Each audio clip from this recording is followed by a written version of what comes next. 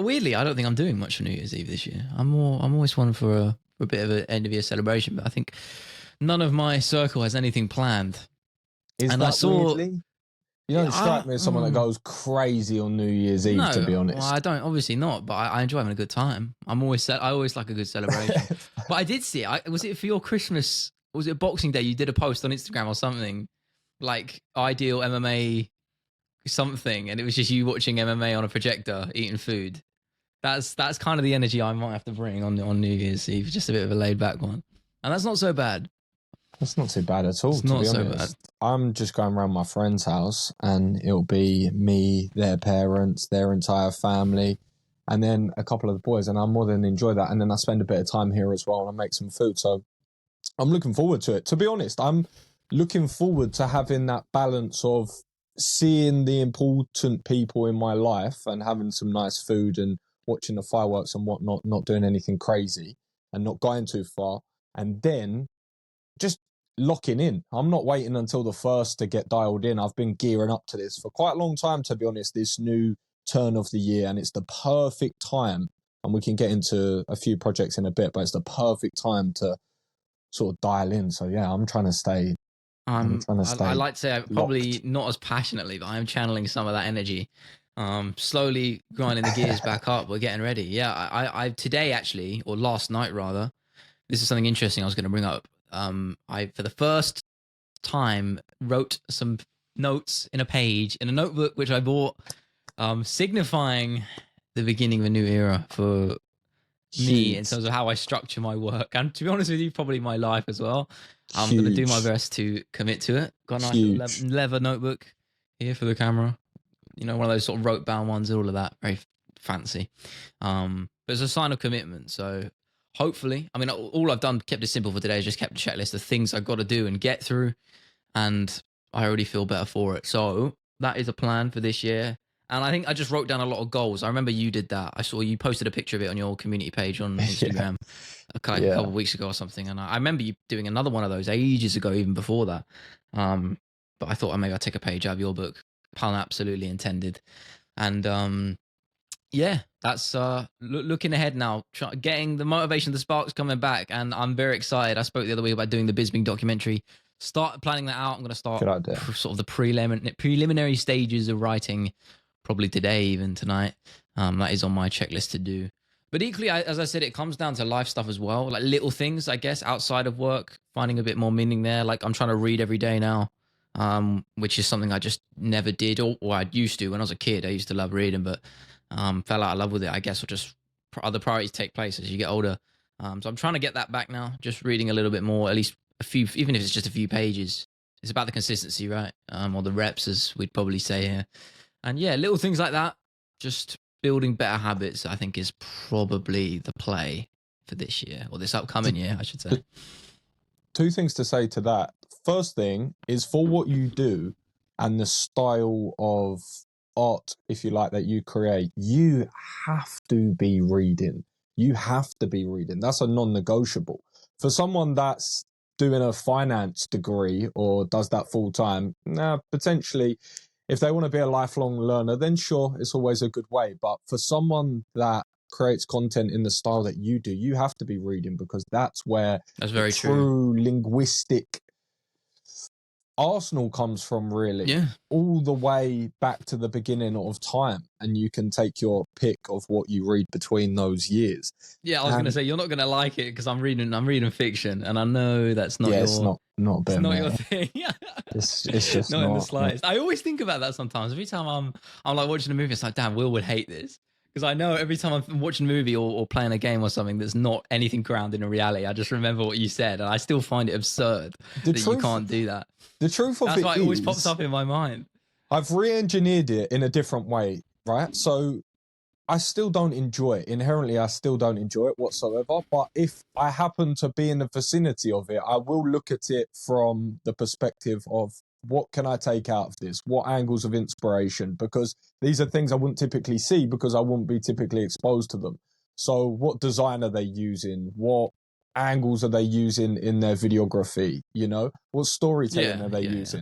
Sort of things that I could pick up on a smaller way. And the sort of second thing that I was going to come back to because you mentioned about habits, and I wasn't even joking about saying that was a huge thing, because it is. Once you just make a small commitment, you can then at least build off that. And even if you sort of don't do that consistently, you just keep working at that.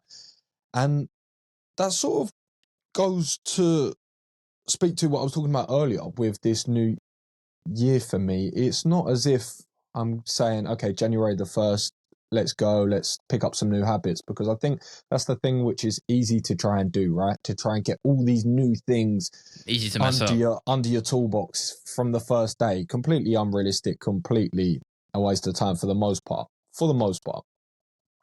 These things take years to build up, absolute years, especially if you've lived a lifetime, for example, as a non-organized person. And now you're trying to identify yourself as an organized person. You have to undo 25 years of identification and habit loops. It's not easy, and it does take a long time. And sometimes it just takes just keeping at it. So these are things which I've been really trying to work over for a good time, but mainly the last sort of 12 months. And I've obviously still just on the beginning of my path of my journey myself in regards to what you touched upon with the organization. But they just take so long to work on. You have to realize, if you've had a sloppy diet for all of your life and you're 26 years of age, and now you want to be in phenomenal shape and you've been doing excellent for 2 months, the chances of you overlapping a quarter decade of work in a couple of months is very, very low. So your expectations have to be matched as well to your habits. I think that's an important thing.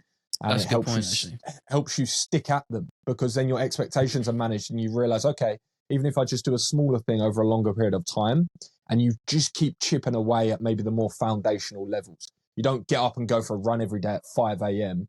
You maybe go for a walk when you have to take a business call now. You know, you start laying the real tiny foundations to these habits and compound them over time. And I think I'm at a level now where I'm ready to sort of attack it from that next level and say, okay, I'm going to be proactive now. I've got my schedule for the week, my month. I know what I want to achieve in a business quarter, and I'm ready to go. So sorry, that was a bit of a long one. No. I was just going to follow up with that, I guess, sort of speaking quite literally. What does that look like for you in terms of what you're trying to achieve? Not necessarily in terms of habits, but where those habits would take you in terms of the business and goals. That's a good idea. That's a good question. Sorry. So, because a lot of the times you can hear things like this, but it doesn't really mean anything if it's not applied.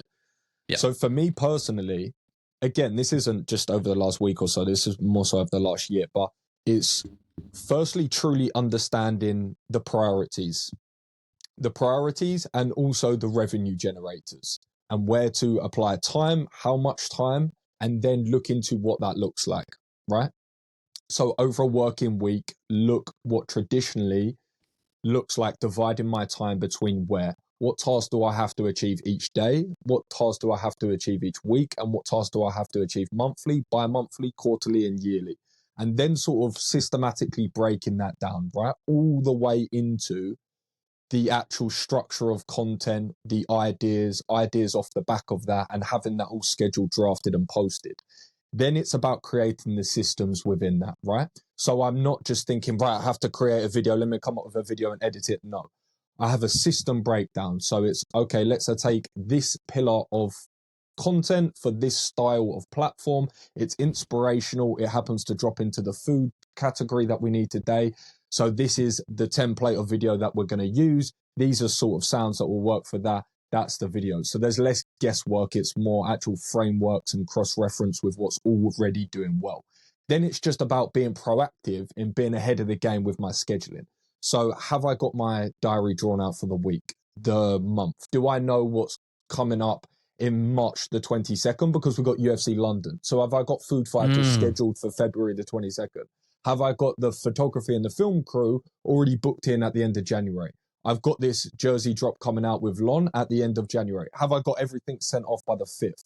There's so many things now that I'm wanting to do, and I'm wanting to do to a higher level, but it's impossible if I don't actually look at them, bring them all in, and take them under control and actually be proactive and attack them, not reactive. You have to be. My God. When you're managing all yourself, yeah, you have to be. You have to be, because otherwise it just doesn't get done.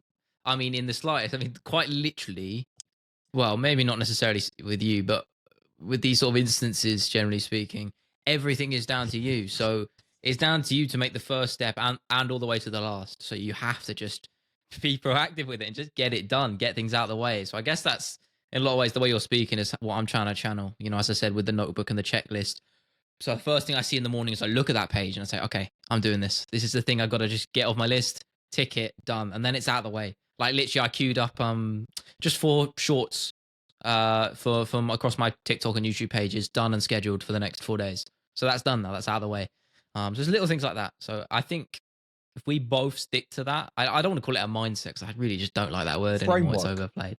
Yeah, framework. I think if we both stick to that with how we approach what we're doing, I think the benefits will be exponential is the word I want to use, because my goal in terms of, again, I don't want to look too much at metrics, but in a lot of ways your subscriber count can be a measure of success. For sure. At least we're talking monetarily.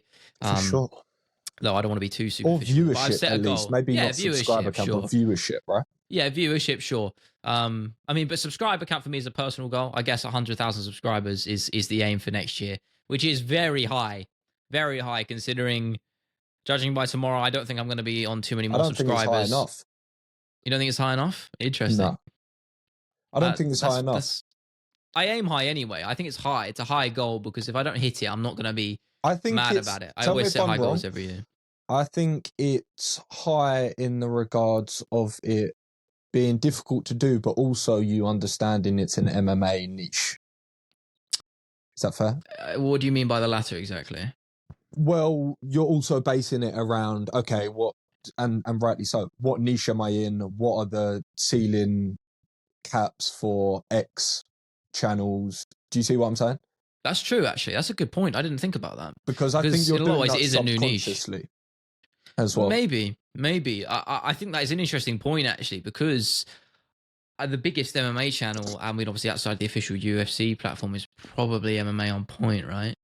And yeah, that's I mean, they're just over 1 million subscribers, so that's big, but it's not big in terms of, you know, top niche toppers, right? And I think by all metrics, MMA is quite new on YouTube, more specifically individuals as content creators. So I'd actually discard MMA On Point from that conversation. I'd go to someone like Patrick Gavia, probably, who's on like nearing 600k now. So he's probably, I'd put him at the top point, if you will. So I guess in a lot of ways that's a good point. So when you say 100k subscribers, it does mean a lot more in the MMA niche, I guess, because there's not very many channels there at all. So it does, but the way I also meant that was, don't limit your ceiling to the MMA world. Oh, of course not. No, I never considered that. Not saying that you do, but just in case you did, in regards to where you set your goals for things like that. Because it's easy to do, right? I did it as well. That's true. Okay, I look at this platform on Instagram, for example, and this is the type of content they create, and this is the type of viewership and whatnot. And then you start limiting yourself almost to being just within you limit your expectations. Yeah. Limit your expectations. And again, it's more the framework of the thinking rather than the actual example we're using. I think it's always the frameworks that we're referring to. We're just giving examples which just happen to be our truth as well. And sometimes they're more sort of headliney, clickbaity things, right? Yeah. That we're talking about in regards to viewerships and followings and stuff of that nature. But it is a big goal. Like, I mean, for me, it's a very difficult goal, because not saying it is an achievable one. I think that's the difference. 150 should be your goal. Really? Yeah. That's pretty mental. At least. Why not? What, with the expectation of hitting it or not? The expectation of the expectation of aligning your priorities to potentially achieve that, for sure. Yeah, that's a fair point. Not with the expectation and the disappointment if you don't hit XYZ, but to put in practices and behaviors that would lead to that path. 100%. 100%. That's the next step I actually need to know. You're not going to be angry if you do that over the next year. If you get there and you're at 130, you're not going to be completely disappointed. You'd be happy that you put in the behaviors and the frameworks. Yeah, of course, that was my mindset with the 100k. It's like, if I don't hit it, I know that I've still achieved a pretty mental achievement anyway. Like when I first started before I'd even started the channel, actually, I said I'll do 20,000 subscribers in a year. And that was from scratch. That's pretty mental to do. So I never expected necessarily to hit it, but I was going to do everything I could to get there. And I ended up only getting I got about 12,000, which I was still very proud of. And my goal I set the next year for just coming up now was 40K. And we're now on 36 point something. So I'm very proud of where I'm at. And that's like tripled the growth. So this year is hopefully, if all comes to plan, we triple it again, at least. And we grow further. But I don't know. It's going to be a big year. I'm excited. I was in my bedroom this week off the back of what you just said. That's what made me think of it. And for some reason, I don't really know what it was. I was just doing my work and I turned to my whiteboard and just picked up the marker and just wrote 2025 leverage. That is the key word for this year. Leverage. That is the key word. That is the word that I'm just going to revolve this year around. At its very core, it's all going to come back to this, because for the last, I speak for myself, for the last 3 years, 4 years, and then even really, if you want to talk content, actually kind of 6 years, been trying to gain audience, attention, brand, understanding, identity on different platforms, understanding of how to create projects under a brand that I want to.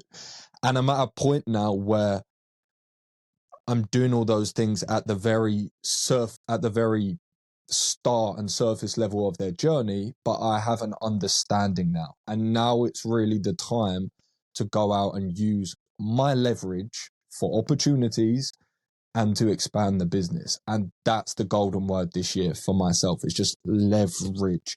Doing everything proactively, being organized, and leveraging what I have and what I can create for other people as well. That's the main thing for me this year. That's just that word probably less so applies to me, but definitely to you. I think my word of choice would probably be what you just said, actually, proactive.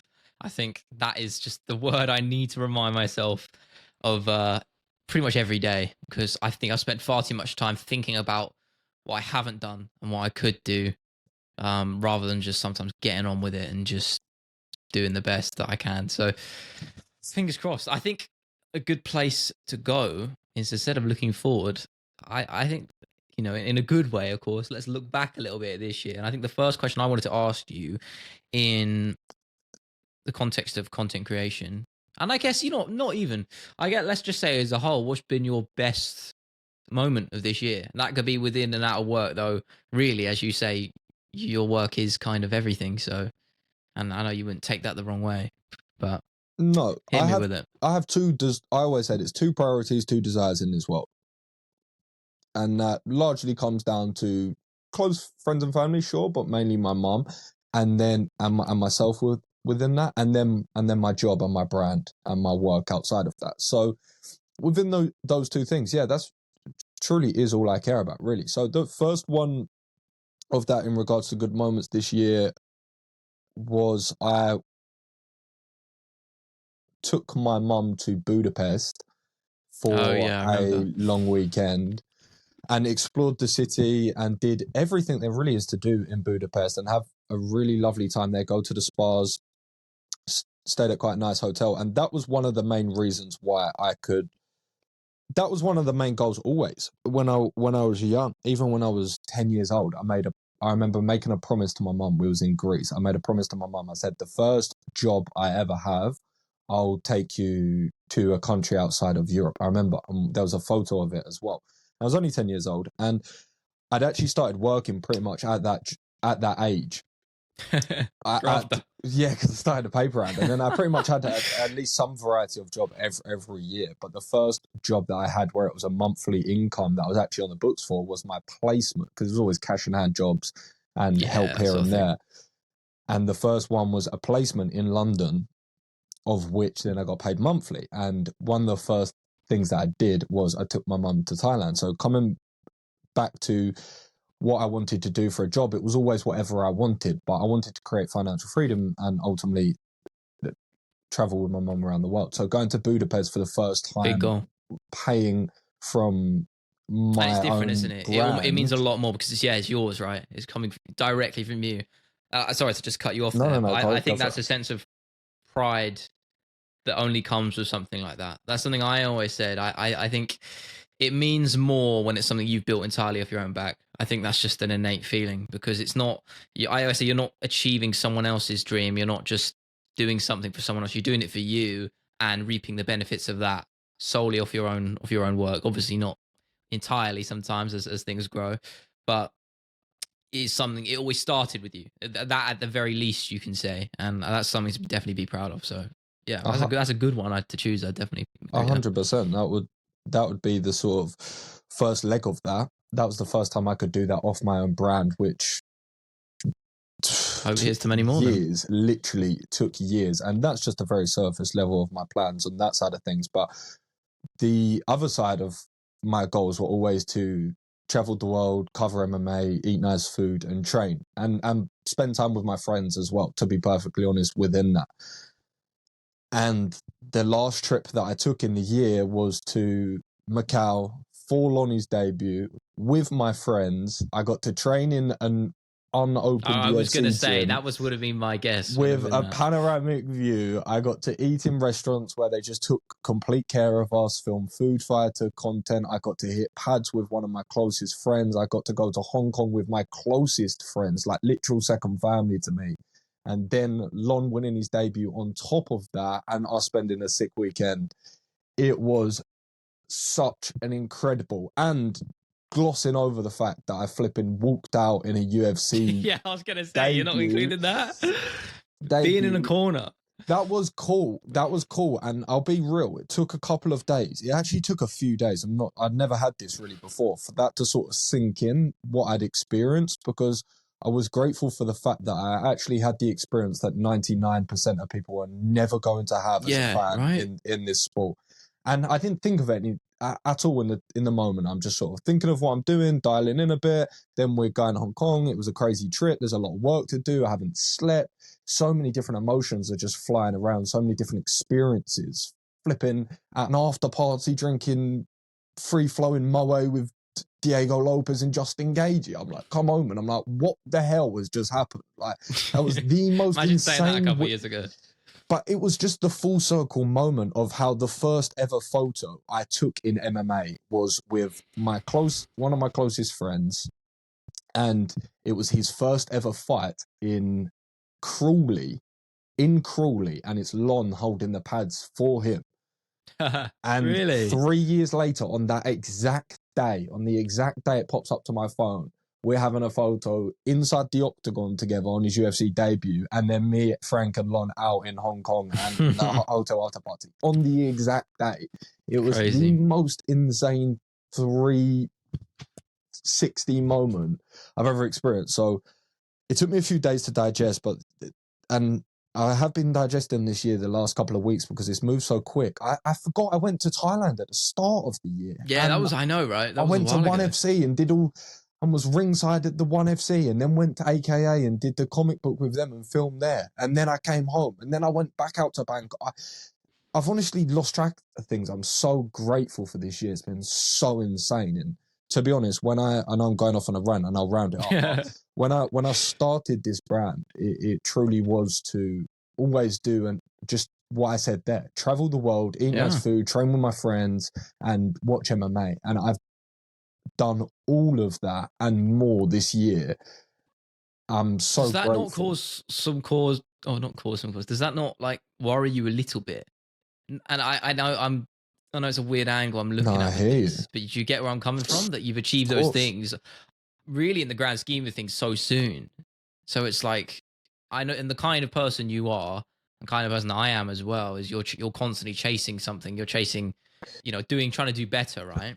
Mate. So what does that look like next then, right? Because you've achieved those goals, and obviously you can redo them, but it's not going to hit the same. So now you've got to go for something else. It's a great question. What does that look like? And I think they always adjust over time. And the truth of it is, this is a conundrum that I've had with myself, and one that someone that I know as a mentor, they said the same thing to me. They said, what are your goals? And I said, in regards to financial freedom for myself and my mum. And then outside of that, looking to travel the world. And and then they said, okay, but you'll achieve that. And I reckon you'll achieve that like in a certain amount of time if you work X amount and take strategic.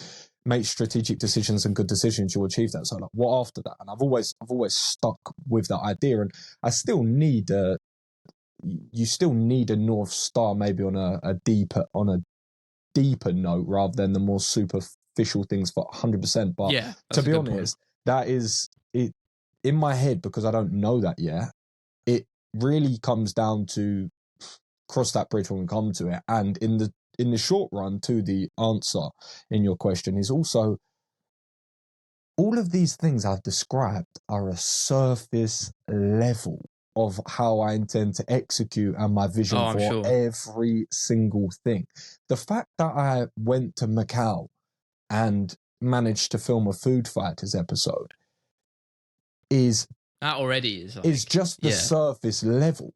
Where I can scale that entire brand, vision, execution, clothing line off the back of it, travel around the world series is just incomprehensible. I'm thinking Netflix with that. I'm thinking 10 years down the line. I'm thinking in 10 years, that's a documentary series that Netflix had that I've made with probably Paul and Amity Studios. Like, that's what I foresee for that as probably logical.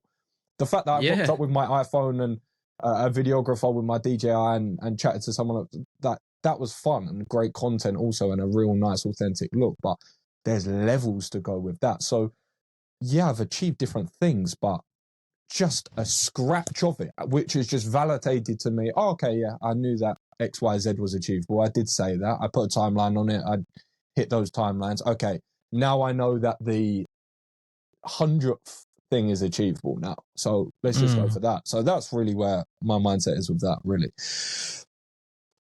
Yeah. Sorry, that's a bit of a lengthy one. No. I mean, you get me excited. You know, something I always feel whenever we do these, or whenever we record, is it always, every time I come out of recording, I always feel very motivated. I always feel I get excited and I get fired up a little bit. And I think a lot of the ways is because the way you speak pushes me to to sort of match that. And I don't like this, maybe not the most healthy mindset, because I always say not to compare to people. It's not a good idea. I think it's an unhealthy and unsustainable outlook.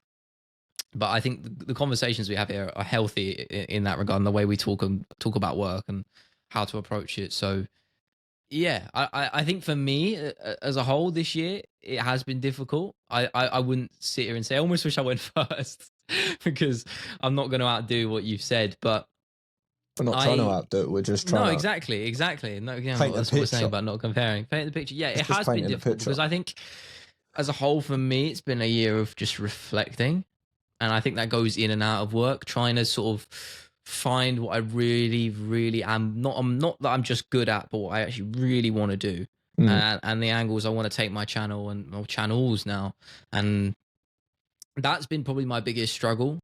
On top of just wrestling with just personal stuff, it's been pretty difficult.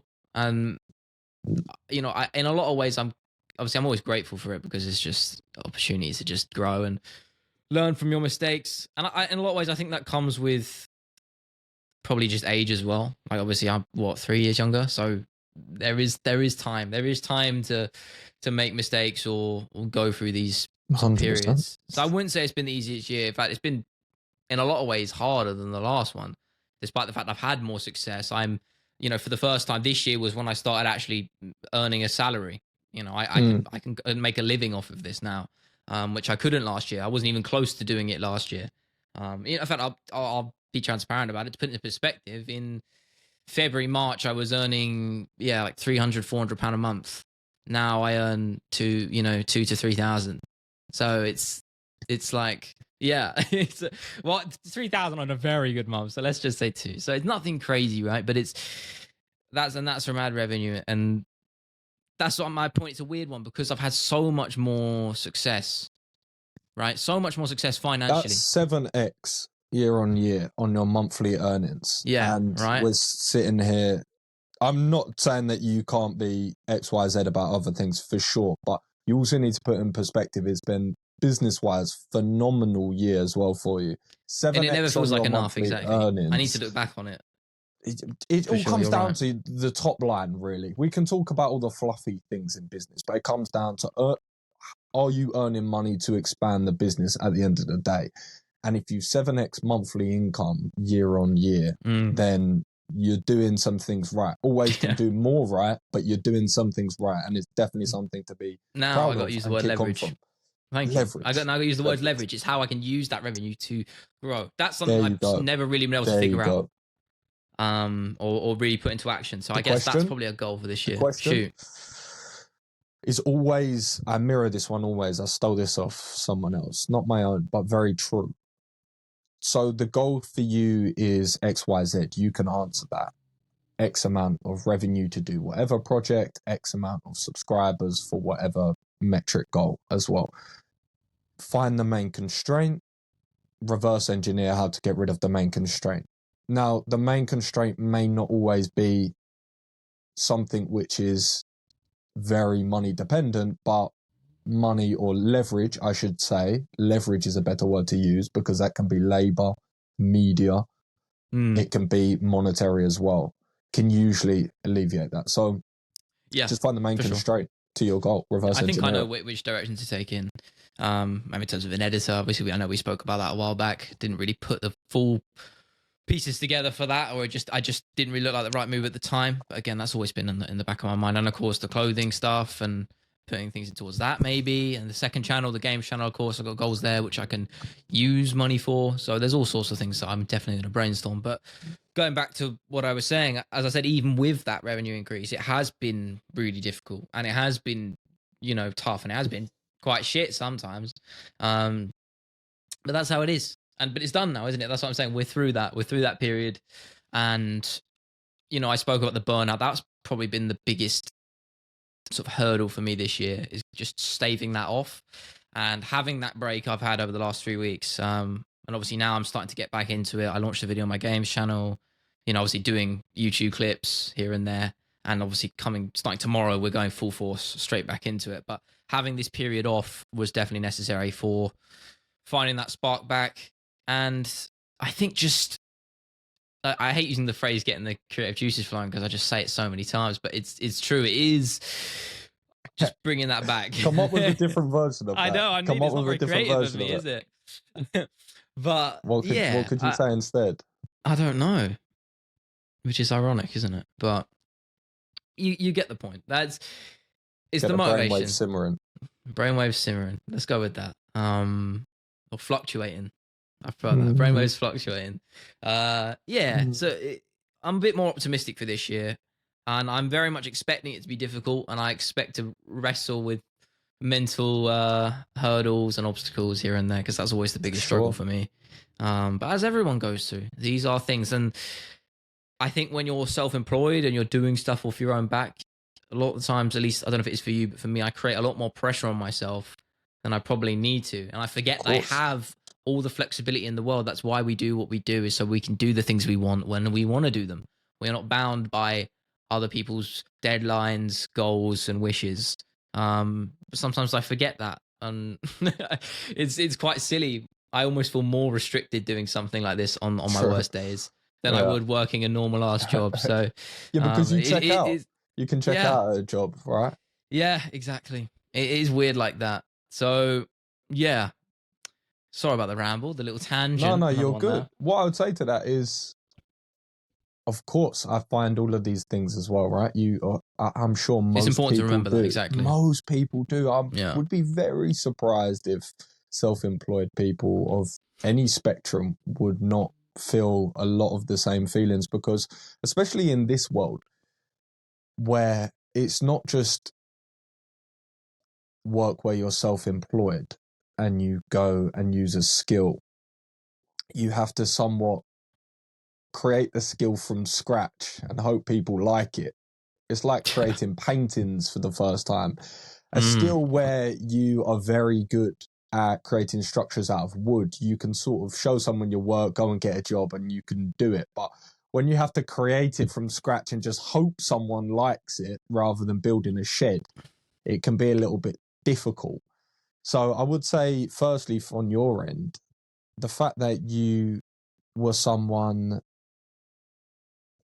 that was always a little bit frowned upon in your friendship group at uni because you didn't want to go into the more traditional jobs and post-grad roles, And within a very short period of time in the business world, in fact, lightning quick in the business world, within 12 to 24 months, you manage to create an income of a very well-paying graduate role where you do nothing but the things you enjoy to a certain extent. Now, if you, coming back to the word that we used earlier, you use the leverage correctly, you'll be able to just use more of your time doing more of the fun things. That's essentially what, for me, this leverage that's a good way of looking at it. is going to weed out. I've heard that before, but now I'm looking at it in my context. Yeah, your mind, think about it, right? Your best attributes and your mind works best and most productively and efficiently when it's doing the things it enjoys the most. So when you're just writing and you're just freeballing ideas and whatnot, that's when you're best and most efficient and proficient. That's what you should be doing the most, because that's where your money's earned. So everything else you should be doing less.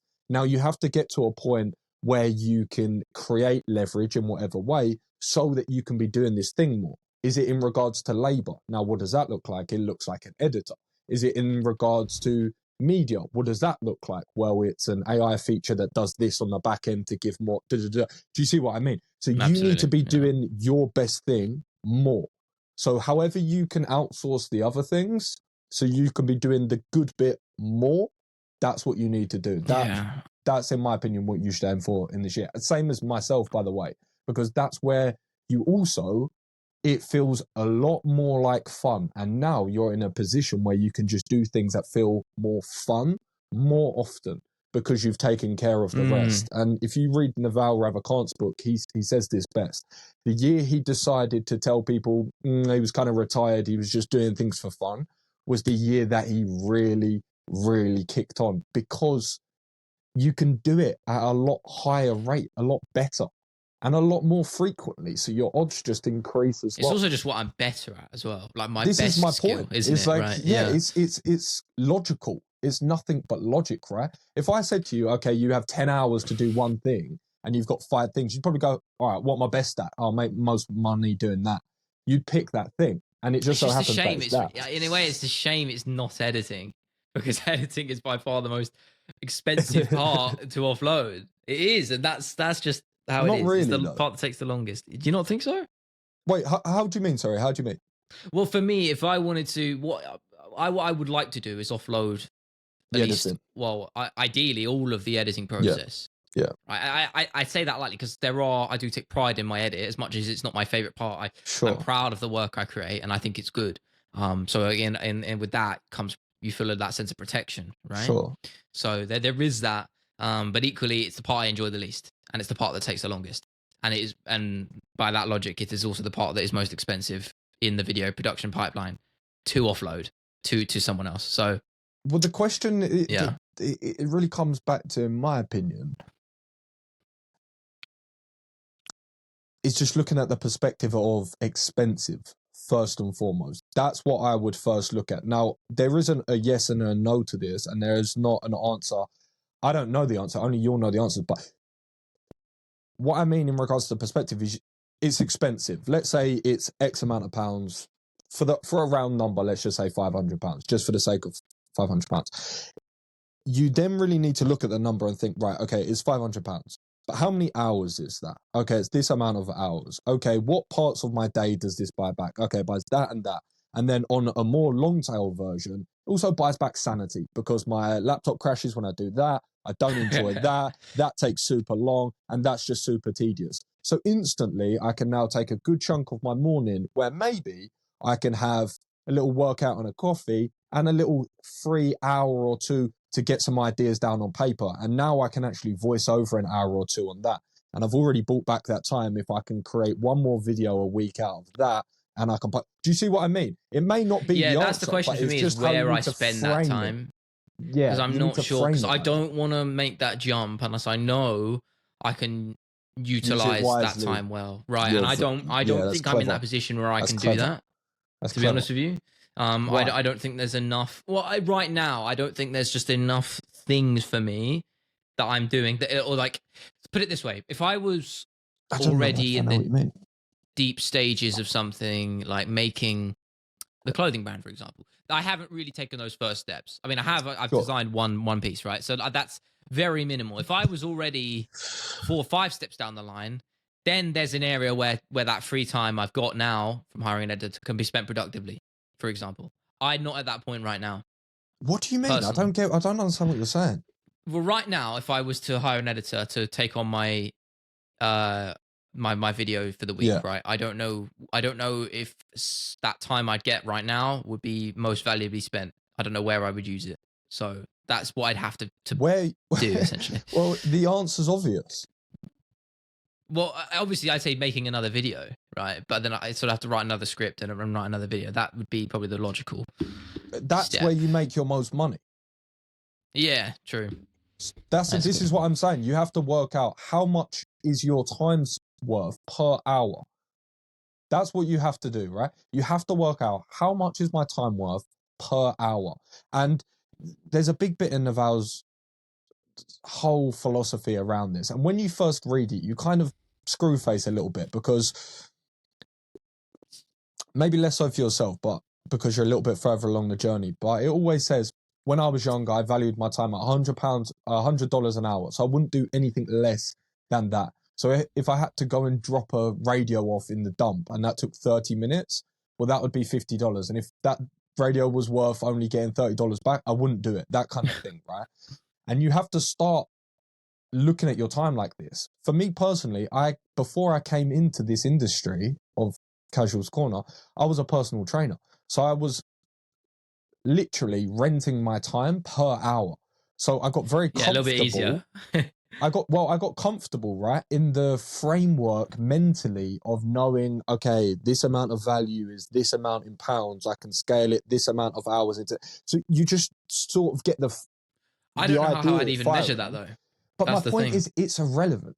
You put a number on it, right? You say, I'll give you £100 an hour. That's your value at least. Because let's say it takes you, I know you'll say, oh, I can't just do it here and there, and I get that. But let's say it takes you 3 hours to write a very good video, right? One very good video.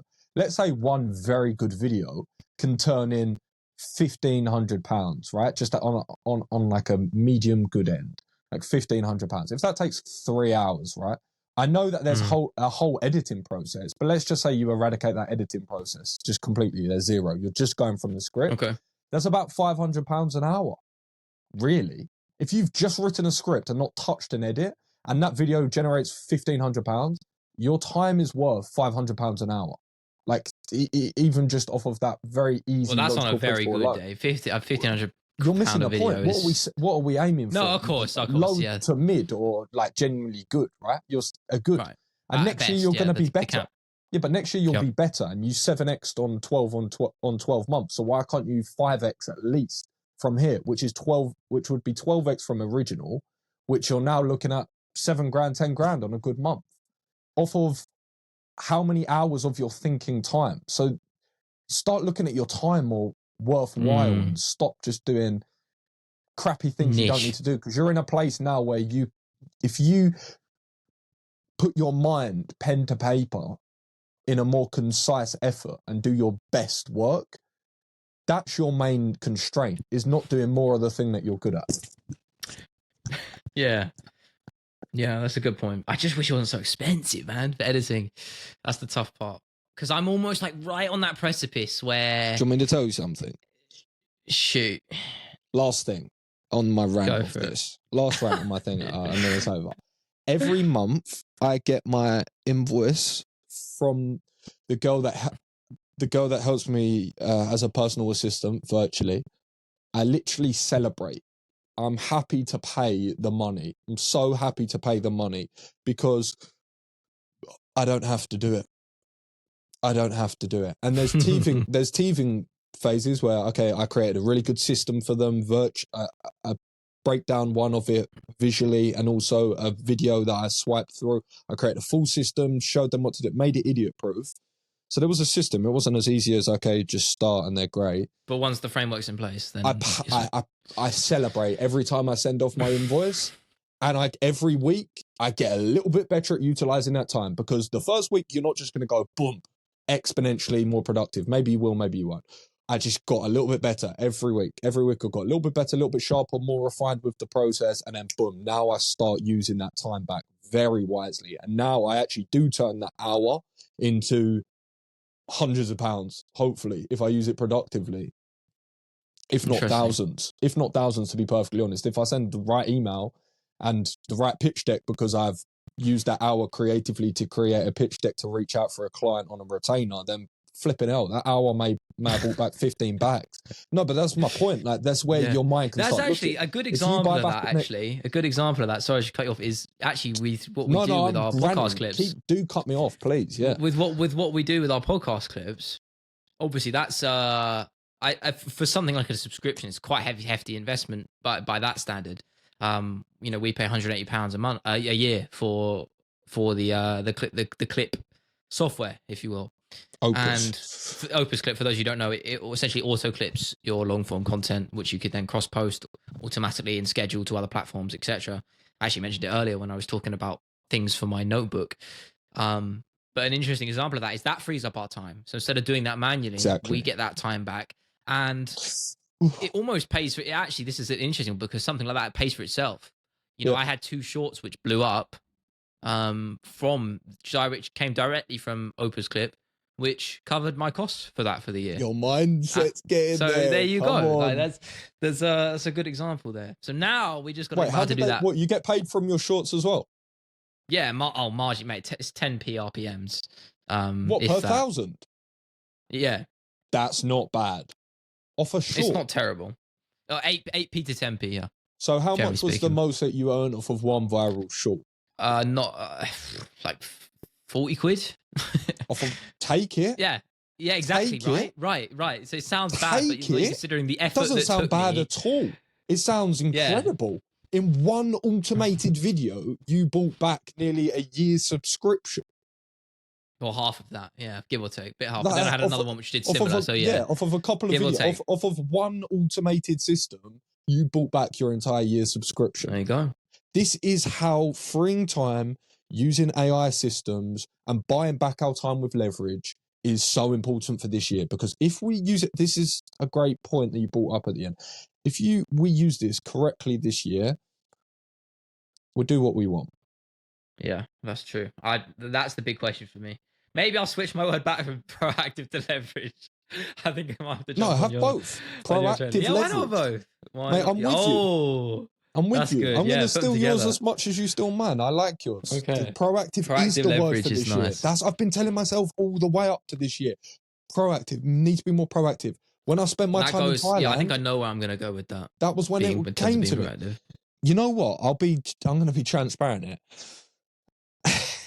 You know what I've realised as a creator? Just, it's undeniable, right? People can... In this world, they can moan about things, they can object to things, they can complain about things, but there are some absolutes. There are some absolutes that you just can't ignore. And in content creation, it is an unequivocal fact that sex sells. It really does. Yeah, I remember you saying this. It really does. It's just an undeniable fact. And of course, it sells in regards to the most extreme end, but also on a softer end as well. And even less grotesque, as the term usually means, pretty privilege, right? If someone's good looking, or if someone's in good shape, or whatever it may be, it instantly garners more views.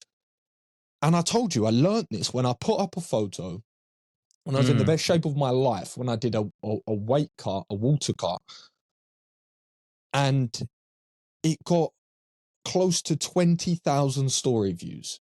For context, that is more story views. That is more than I've ever seen in my life. I had seen one of my photos got 10 once, and that was the week before. And before that, I'd seen 6 at best. So it like 3x. And then I also realized that I needed to get in better shape, wanted to get in better shape, needed to get healthier. Then I bought an incredible pull-up bar. So also, I've been establishing very small habits with my health over the last...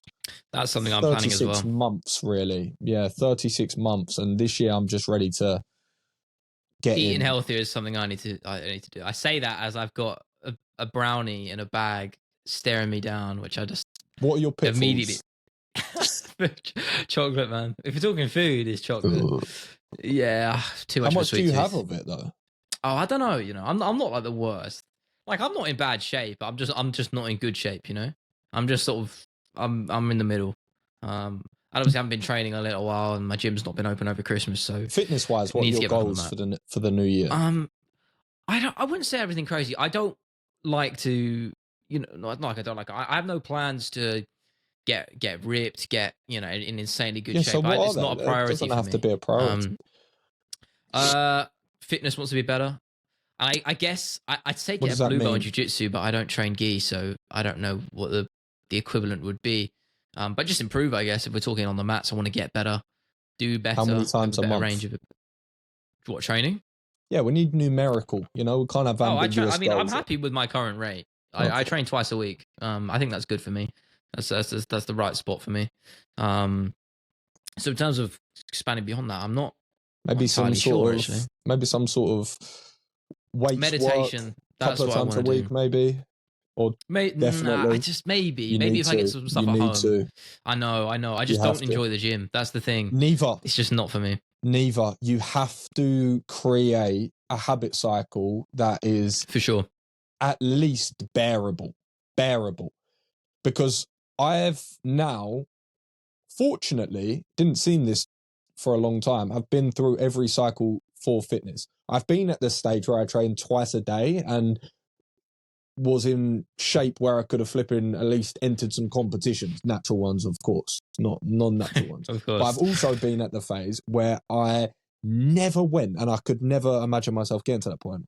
And then I couldn't even bear going, and I started going to the gym doing 5 reps and then just leaving. You have to have resistance training in your life to any extent. Any person should. So you don't have to be a gym bro, but you need resistance training to some extent, whatever Maybe that's an your investment age. I'll make. So get some dumbbells. Find something that's bearable and just do it as a minimum, not just from injury prevention's sake, but health prevention and also just the long-term benefits for your joints and your bones. It is fundamental. Yeah, that's my spiel. Yeah. No, it's definitely on the list. I'll write that down after this. I think something we should round off on, because of course we are. I say it the other way around, but we are an MMA channel as much as we are a creators one. So I think with the last 5 or 10 or so minutes, if we're looking back on the year of 2024, I'm going to ask you a couple of quick fires, which I will then give my response to as well. Most of these, to be honest with you, thanks to one man in particular, are actually quite an easy answer. Or 2 men, let's say. First one I want to ask you, we debated this the other week, actually, a couple weeks ago, fighter of the year. We were back and forth on this. I know what you're going to say. A certain Spaniard, I imagine. I'm torn. If you're talking, talking, says otherwise. Yeah. If you're talking, it just depends definition, right? If you're talking fighter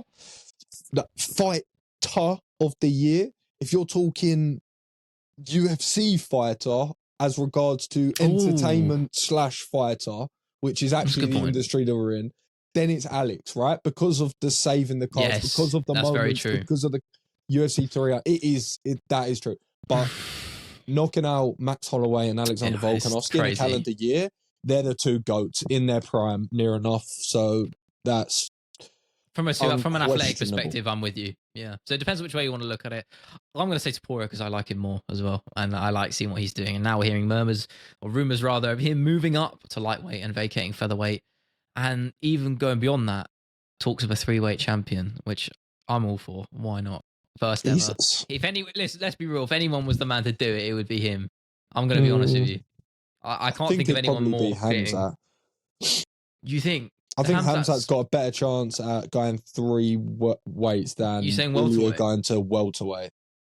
There's no way Hamzat makes welterweight championship weight or welterweight. No way.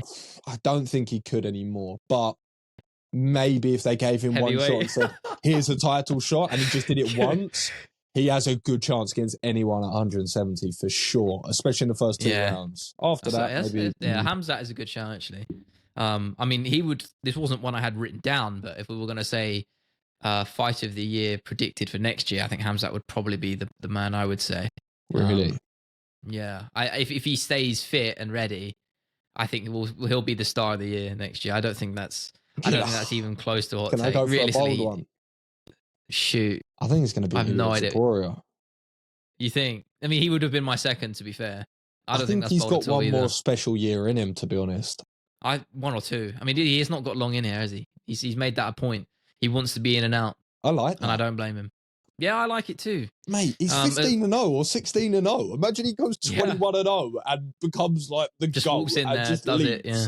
That would be way crazier than Khabib. As long as he sticks to it. Like, unlike a crazier. certain man, a certain Irishman who, in my research for a video I did on him, is a very Different, prophetic... though, I think.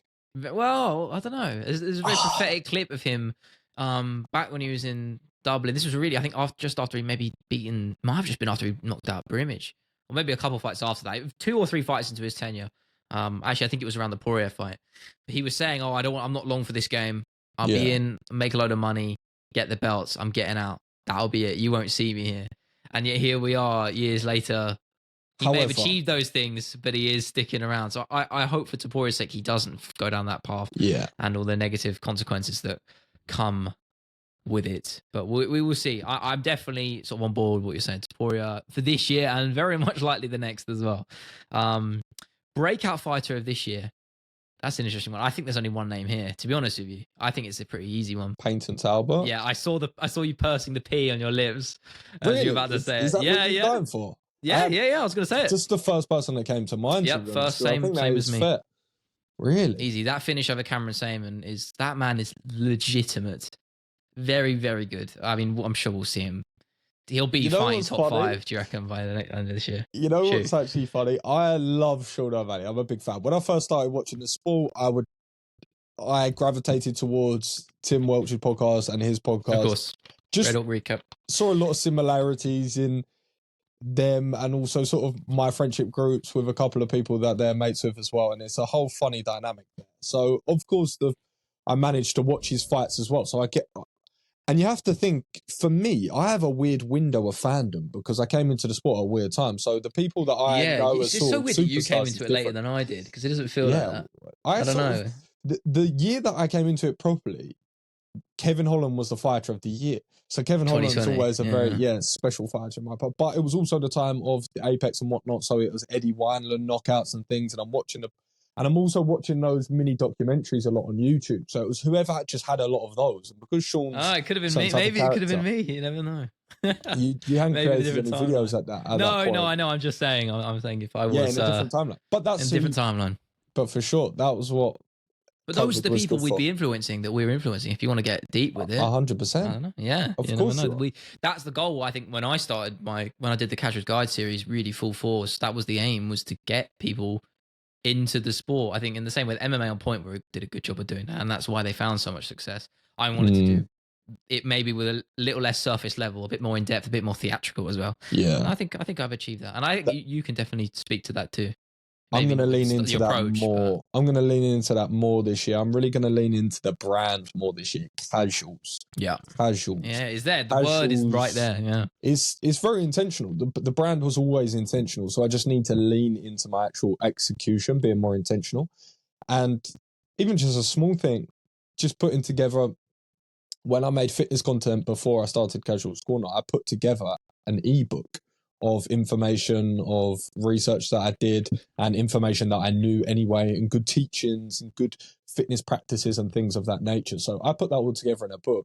And I always intended to sort of do it in an MMA way. And I'm thinking maybe this year I do it. This is not that much of a topic. I could probably do this in one hard day if I pushed it.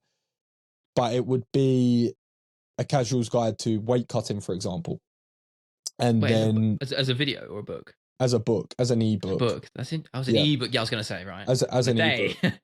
As an ebook. So I would, it would only take a day to create. So if I wanted to get it printed, which I probably wouldn't, but maybe I guess you could, a couple of copies. There's always the option to if I need to. Well, it would be as long as it needs to be. It could be 4 pages, or it could be, it could be 40 pages. It maybe wouldn't take a day if it was 40 pages. But I want it to be, again, a casual's guide. So I want it to be more simplified. I want it to be more rudimentary. I'm going to make sure that it's all the right information. That's the main thing, coming from the best people. But I want it to be easily digestible, pardon the pun, because that's what it's meant to be. It's meant to be like a dummy's guide, right? Casual's guide to X, Y, Z. So yeah, I want to lean into that term a lot more and make content around that a lot better this year. I'll round off with a couple more. Best event. Now I'll go first on this one because the logical answer here is UFC 300. I'm not gonna say it though because it's boring. I mean, surely UFC 300 really did deliver. It was pretty damn good. I don't know how you can say otherwise if we're looking at it practically. Just best card. Best card. Let's go with that. Okay. I mean, what were you implying? Best event thrown. I thought you were just going to talk about the Sphere, maybe. Oh well, yeah. I was going to pick the Sphere anyway because I think people forget that wasn't a great event. Bit boring. I know. I so disagree with this because the prelims that event is so. Yeah. It wasn't just the prelims. That event was so stained by the co-main and main. It's actually annoying because honestly, if those two fights were even just good, that would have been with it. Card of the year with a mile. But there were so many good fights on that card that people are forgetting. That's so the problem with not booking good main and co-mains. You can shoot yourself it's frustrating, in the foot. isn't it? You have to have good main events. You have to. We were actually on for an all-timer. I was like, when we were watching it, or when I was watching it at the time, I was like, this is one of the best cards ever. And then the co-main event just completely grinded it to a halt. They made Sean O'Welley wear black shorts. Oh yeah, no pink shorts. It just threw the whole thing off. Cursed it. And I mean that in a joking. I don't mean that in a joke. I mean that in a sense of a real way. I don't mean he won the fight because of that, but I lost it. Rather. That attitude just was not the right attitude for that sort of fight and that sort of event. It just wasn't. It just wasn't the right attitude. I love how you're so passionate on defending that point. But that card was great. You know what I mean? Though? It's a small detail, but no, it is. It's representative in different places. It's just. I get have him wearing black shorts. It's just. No, I mean, yeah. I mean, there was like, if we're talking about the actual other fights on that, apart from a disappointing main and co-main event, was it Joshua Van versus was it Edgar Chairez or something? What that was on the prelims, that was an unbelievable fight. And what the question I was going to lead into afterwards was your fight of the year for me was on that card, Zellhuber versus Ribovic, which was an absolute battle. I don't know why are you looking at me like that, as if that's not the answer. No, it's just because I've been getting my sleep dialed in this year, but with that habit increase comes tiredness at 4 a.m. and whatnot. And this year I get you though, for the most part. I've watched cards so spottily. The year before hadn't missed a second. This year I'd watched them so spottily because I'd been asleep or woke up or dazed. MMA fandom. I watched it round of friends because it's later and I'm trying to at least stay awake. That is how it is. I just to quickly jump in there. I know I keep rambling, but there's actually that is a video idea I was thinking about doing was the stages, or I was going to give it a number. No. I did every type of UFC fan, which I hate that video, and it's like my fourth most popular video. Grow up. But I could. No, I know, but I could actually make it more in my style now if I did a 7 stages. Or maybe not even 7. That's a bit too much. But every MMA fan, I think that's a good idea. So, that is representative of I think the parts everyone goes through. I think as an MMA fan, you're in that initial excitement phase that it inevitably wears off, and I think obviously it's a little bit different for us. Sleeping habits. You got to accept that sacrifice coming from England. We have to do that. It's not that I'm going to bed because it's on at crazy times. It's because my sleeping habit's getting better. I'm watching it, and if I'm in a comfortable spot, for example, my bed maybe, my body just falls asleep. It's not that I'm going to bed because it's on early. Dangerous game. Well, sometimes I don't, but it depends. It gets cold. It's so cold. Did you watch Gavin Stacey on Christmas? I turn around like shit. My bed looks good. It's like 5 a.m. I watch the co-main event in my bed, and then I miss the main event. Did you watch Gavin and Stacey? No, I've never been in for that. Never watched it. Wallace and Gromit though. I best believe I was seated, mate. Don't tell me I don't like the way you're looking at me.